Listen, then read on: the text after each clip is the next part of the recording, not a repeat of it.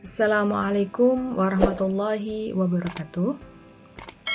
Kembali berjumpa mahasiswa sekalian. Semoga teman-teman mahasiswa dalam keadaan sehat, tetap semangat, dan tetap tekun belajar. Pada video kali ini, saya akan menjelaskan, atau lebih tepatnya saya akan memperkenalkan tentang lembaga keuangan syariah, yaitu Anjak Piutang Syariah. Mengapa saya mengatakan memperkenalkan?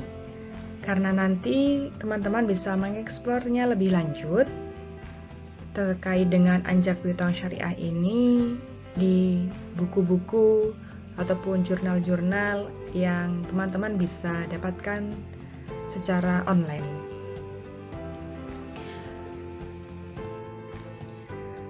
Mengenai Anjak Piutang sendiri, kita mulai dengan wawasan terkait dengan utang piutang ya teman-teman.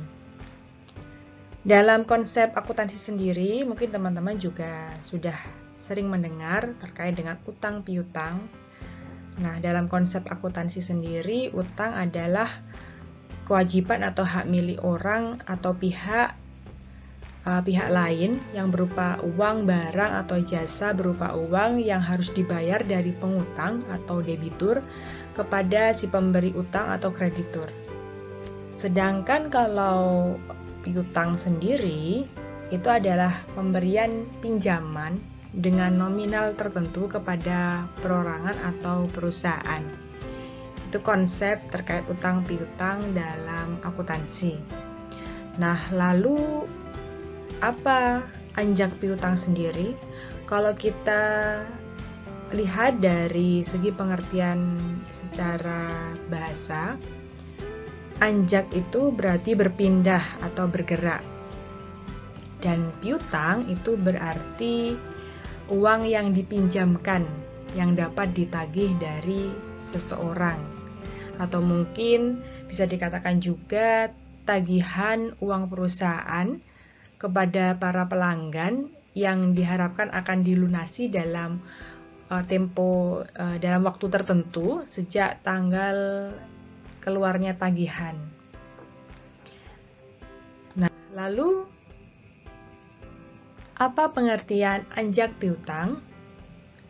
Di sini sudah saya bagi menjadi dua pengertian, yaitu pengertian secara konvensional dan pengertian secara syariah. Secara konvensional sendiri, anjak piutang adalah kontrak di mana perusahaan anjak piutang menyediakan jasa-jasa sekurang-kurangnya, antara lain jasa pembiayaan, jasa pembukaan atau maintenance of account, jasa penagihan piutang, jasa perlindungan terhadap risiko kredit, dan untuk itu klien berkewajiban kepada perusahaan anjak piutang secara terus-menerus menjual atau meminjamkan piutang yang berasal dari penjualan barang-barang atau pemberian jasa-jasa. Ini pengertian secara konvensional. Kemudian pengertian secara syariah berdasarkan Fatwa MUI DSN nomor 67 tahun 2008, anjak piutang syariah adalah pengalihan penyelesaian piutang atau tagihan jangka pendek dari pihak yang berpiutang kepada pihak lain yang kemudian menagih piutang tersebut kepada pihak yang berhutang atau pihak yang ditunjuk oleh pihak yang berhutang sesuai prinsip syariah. Lanjut, kemudian apa kegiatan perusahaan anjak piutang ini? Kegiatannya ada dua, ya, secara garis besar. Yang pertama ada mengambil alih tagihan suatu perusahaan, baik dengan cara dibeli atau dengan cara lainnya sesuai dengan kesepakatan. Kemudian yang kedua, mengelola usaha penjualan kredit atau pembiayaan suatu perusahaan. Jadi kegiatannya ada dua, pengambil alihan suatu perusahaan atau juga bisa mengelola usaha penjualan kredit. Perusahaan anjak piutang ini atau yang disebut dengan factoring mendapatkan keuntungan dari mana? Ya, sumber keuntungan anjak piutang perusahaan anjak piutang ini didapatkan dari biaya yang dikenakan kepada kliennya. Biaya itu ada dua. Yang pertama, biaya yang diperoleh dari jasa penagihan atau service chain yang besarnya tergantung pada kesepakatan.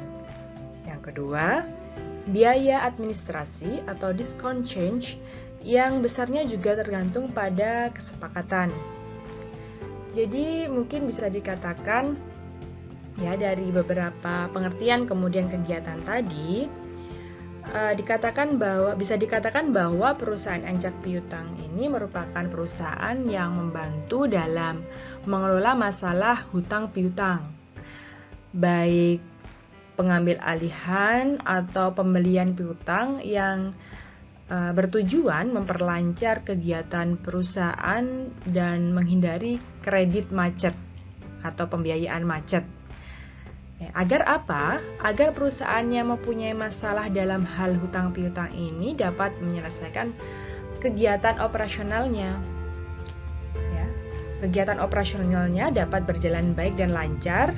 Kemudian juga perusahaan anjak piutang ini juga di satu sisi dapat mendapatkan insentif atau bonus atau fee yang besarannya ditentukan sesuai dengan perjanjian dari perusahaan yang mempunyai masalah terkait dengan utang piutang. Nah, kemudian apa manfaat anjak piutang ini? Di sini sudah dibagi menjadi 3 bagian sesuai dengan pelakunya. Yang pertama, bagi klien. Bagi klien sendiri, manfaat yang diterima yang pertama adalah menerima jasa pembiayaan. Bagi klien yang menerima jasa pembiayaan akan mendapatkan manfaat. Yang pertama adalah penjualannya meningkat karena ada pembiayaan yang memungkinkan klien melakukan penjualan dengan cara kredit. Penjualan dengan kredit ini mungkin akan sulit ketika klien mengalami kesulitan modal. Namun dengan adanya anjak piutang, klien mampu menjual dengan cara kredit. Penjualan dengan cara kredit ini meningkatkan kemampuan dan daya tarik bagi pembeli dengan dana terbatas sekalipun. Kemudian yang kedua, keuntungannya adalah modal kerjanya menjadi lancar. Ya, jasa anjak piutang ini memungkinkan klien untuk mengkonversikan piutangnya yang belum jatuh tempo menjadi dana tunai dengan prosedur yang relatif mudah dan cepat. Tersedianya dana tunai ini akan dimanfaatkan untuk mendanai kegiatan operasional seperti misalnya pembelian bahan baku dan pembayaran gaji pegawai. Kemudian keuntungan yang ketiga ketika menerima jasa pembiayaan adalah berkurangnya risiko akibat tidak tertagihnya piutang. Ini manfaat yang pertama bagi klien. Bagi klien yang lain, yaitu bagi klien yang jasa non-pembiayaan, akan mendapatkan manfaat. Yang pertama, menagih utang menjadi mudah. Karena jasa penagihan piutang yang diberikan oleh lembaga factoring atau anjak piutang ini tidak perlu secara langsung melakukan penagihan piutang pada customer, sehingga karyawan dan tenaga karyawan akan efisien dalam hal waktu dan tenaga dan bisa dimanfaatkan untuk kegiatan yang lainnya. Kemudian berkaitan juga dengan keuntungan yang kedua, yaitu usaha menjadi lebih efisien. Ya, ini berkaitan juga dengan jasa administrasi. Jasa administrasi penjualan memungkinkan klien untuk mengelola kegiatan penjualan lebih rapi dan efisien karena administrasinya dilakukan oleh pihak factoring atau anjak piutang ini. Dan di mana perusahaan anjak piutang ini sudah barang tentu lebih berpengalaman dalam manajemen administrasi. Kemudian yang ketiga, kualitas piutang akan meningkat, yaitu di mana bahwa jasa administrasi penjualan memungkinkan pemberian fasilitas kredit kepada pembeli secara lebih efektif sehingga memungkinkan tertagihnya piutang menjadi lebih tinggi. Kemudian yang kedua, ini manfaat bagi factor atau perusahaan anjak piutang sendiri. Perusahaan anjak piutang ini akan mendapatkan manfaat, yaitu dia akan mendapatkan fee. Fee ini terdiri dari yang pertama diskon fee atau fee yang dibayarkan oleh klien kepada faktor karena faktor memberikan jasa pembiayaan atau uang muka atas piutang yang diberikan oleh faktor. Kemudian yang kedua, service fee. Service fee ini adalah fee yang dibayarkan oleh klien kepada faktor karena faktor memberikan jasa non-pembiayaan yang nilainya ditentukan persentase tertentu dari piutang atas dasar beban kerja yang dilakukan oleh faktor. Jadi kalau dalam anjak piutang konvensional biasanya memang dalam bentuk persentase. Tapi kalau dalam anjak piutang syariah biasanya langsung nominal fee yang didapatkan berapa dan itu ditentukan di awal akad. Kemudian lanjut, manfaat anjak piutang bagi customer. Bagi customer sendiri ada beberapa manfaat yang akan didapat ketika ikut serta dalam anjak piutang. Yang pertama adalah memberikan kesempatan untuk pembelian kredit. Kemudian yang kedua, menerima pelayanan penjualan yang lebih baik, di mana jasa administrasi penjualan memungkinkan klien melakukan penjualan yang lebih cepat dan tepat. Lalu dalam anjak piutang syariah, akad apakah yang digunakan? Akad yang digunakan adalah akad wakalah bil ujroh.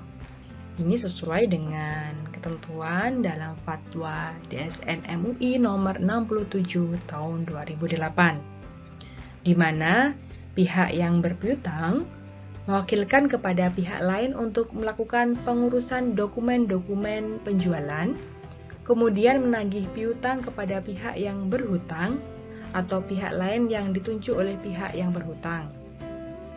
Kemudian pihak yang ditunjuk menjadi wakil dari berpiutang melakukan penagihan kepada pihak yang berhutang atau pihak lain yang ditunjuk oleh pihak yang berhutang untuk membayarnya.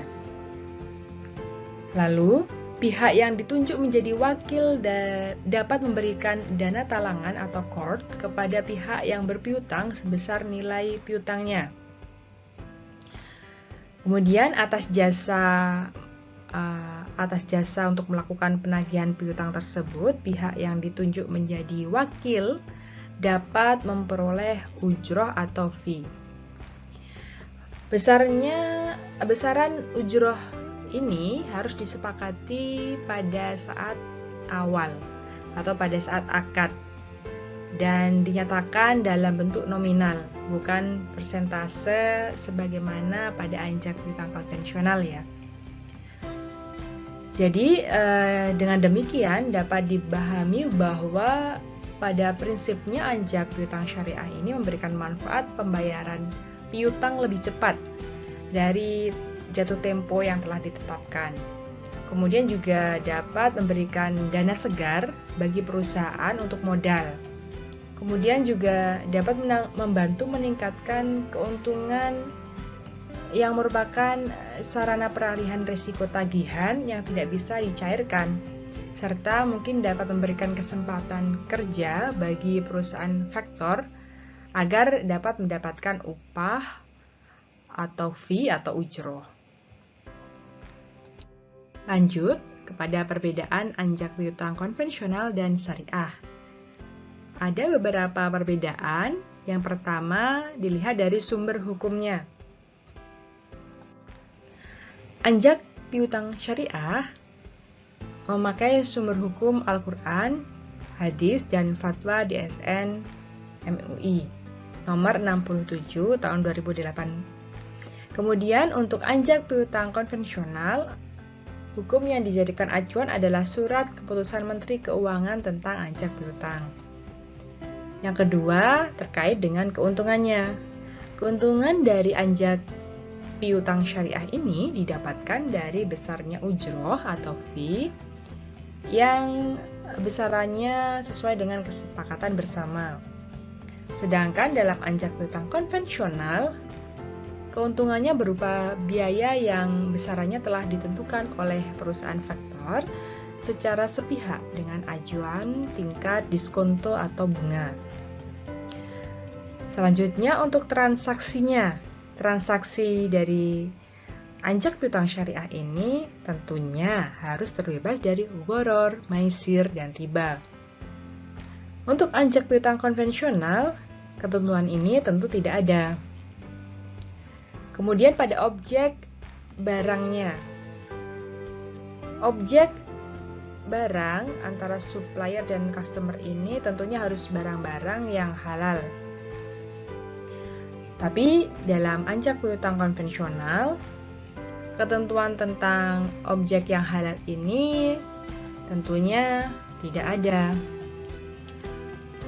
Lanjut, perbedaan terkait dengan adanya Dewan Pengawas Syariah. Di anjak piutang konvensional tentu Dewan Pengawas Syariah ini tidak ada.